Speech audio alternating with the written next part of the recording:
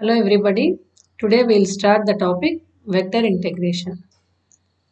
Contents: line integral, surface integral, volume integral, and transformation among these three integrals, namely Green's theorem, Stokes' theorem, and Gauss divergence theorem. We are going to study these three theorem statements without proof and based on problems. Outcomes: at the end of this session, the student will be able to integrate vector functions defined on a line and surface. Students will understand how to perform line integration, surface integration, volume integration, and transformations among these integrals.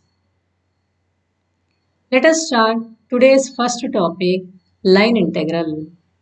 The line integral is a simple definite integral a to b f of x dx. Here f of x is integrated between the limits a and b along x-axis. So that is why it is integral a to b f of x dx. Let us see the definition. An integral which is to be evaluated along the curve or a line is called a line integral. An integral which is to be evaluated along a curve or a line is called line integral. If the curve is a closed one, then the line integral is represented as integral f bar dot dr bar, the circle symbol over the integration symbol. It is to be read as integral f bar dot dr bar along the closed curve C. So this circle on integration symbol represents that the curve is closed, which is also known as a circulation of f bar around the curve C. Before we start doing examples on line integral, let us see some important points.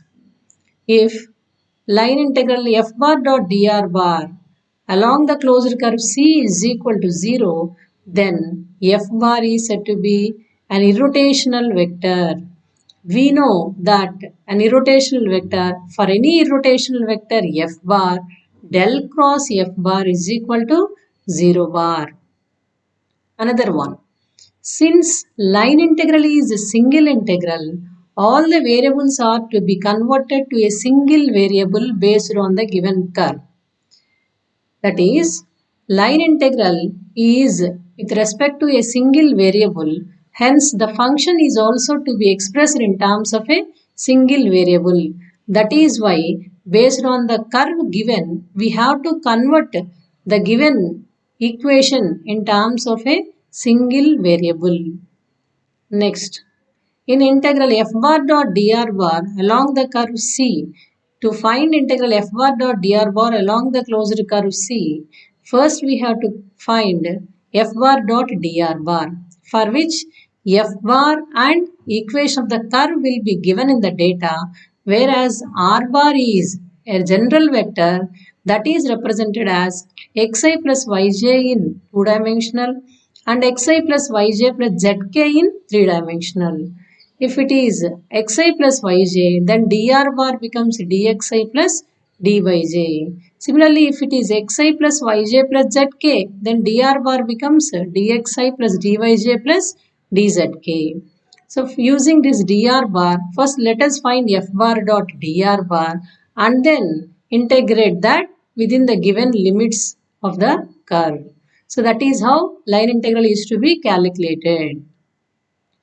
Next, instead of giving the equation of the curve, if it is mentioned that the curve is a straight line joining 2 points x1, y1 and x2, y2, beforehand you have to find the equation of the given curve using 2-point form, that is y minus y1 by x minus x1 is equal to y2 minus y1 by x2 minus x1, and using that equation you can proceed.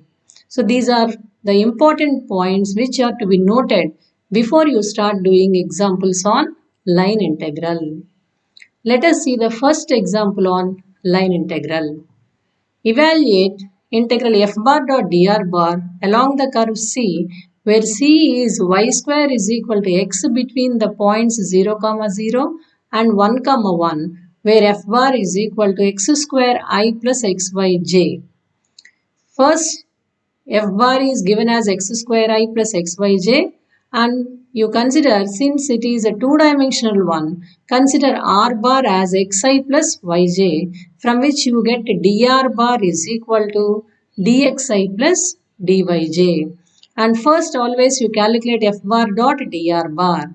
F bar dot dr bar is a dot product between f bar and dr bar. So dot product between f bar and dr bar, that is dot product between two vectors, is the summation of products of corresponding coefficients. Hence it is I coefficient in f bar is to be multiplied with I coefficient in dr bar, that is x square dx plus j coefficients xy into dy. This is f bar dot dr bar. Then line integral f bar dot dr bar along the curve C is equal to, now integral, the limits are given in the problem as 0 comma 0 to 1 comma 1. So let us start taking limits. Integral 0 0 to 1 comma 1, and f bar dot dr bar is x square dx plus xy dy. So applying the limits for both the terms, it is integral 0 0 to 1 1 x square dx plus integral 0 0 to 1 1 xy dy. Now for first term, it is integral x square dx, that is limits along x-axis only to be considered, because this integral is with respect to x and x-axis limits are 0 to 1. Hence it is integral 0 to 1 x square dx plus, if you observe, this function is in terms of two variables. So according to the